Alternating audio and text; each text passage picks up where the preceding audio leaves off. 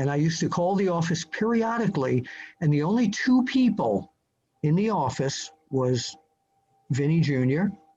and Howard Finkel. Howard was his longest employee ever. Howard stayed there till Howard passed away. Howard was with him from the start there. And I remember anytime that I would call the office, Vince would say, "Well, how can I help you?" And he was always very fast. So I figured maybe I'm bothering him. And Howard and I would talk periodically on the phone. And I remember I wanted to cover a show in Allentown. I was living in Queens at the time, and I didn't know how to get there. And I figured, what the heck? I'll call Howard.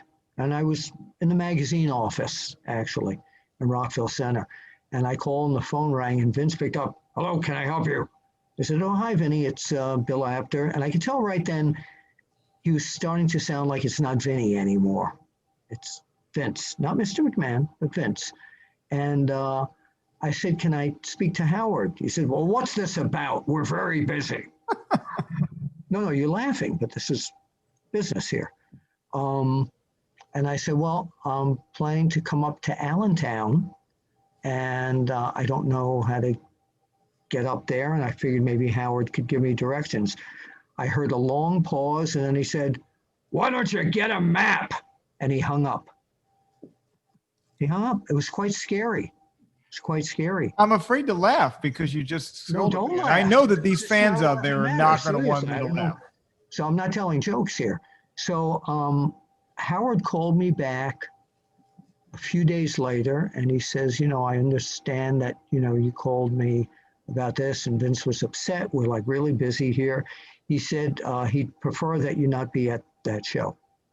I was like, what did I do? I said, "Was it because of the phone call?" He says, "No, there's some things going on internally that there's going to be a bunch of meetings at that show that night." So I didn't go. And I stopped calling the office. Howard and I would talk at night from my home to his home. Vince was out of the picture with me at that point. But it was scary because I noticed a change in everything, and I hadn't known that he was getting ready at that point to get the business from his father, and start to take over the business. And as you know, when he did, not only did he steamroll over the territories that, of course, Ken can speak on very easily there, but he was going to steamroll over the magazines. And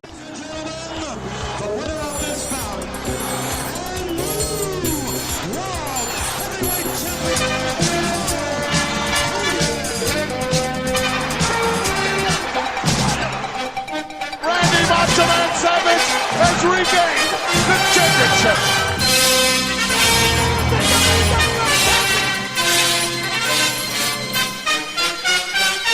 This right here is the future of wrestling.